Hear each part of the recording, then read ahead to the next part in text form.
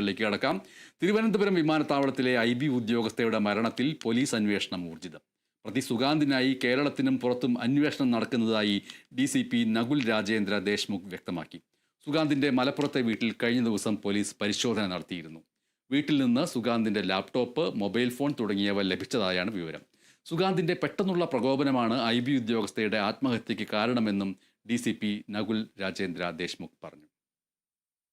Bureau of ഇമിഗ്രേഷനിൻ്റെ ഉദ്യോഗസ്ഥരുടെ suicide ബന്ധപ്പെട്ട കേസിൽ അവരുടെ കൂടെ തന്നെ കോവർക്കറായ കൊച്ചിയിൽ വർക്ക് ചെയ്യുന്ന ആളുടെ എതിരെ ഇപ്പോൾ കേസ് അത് എടുത്തിട്ടുണ്ട്.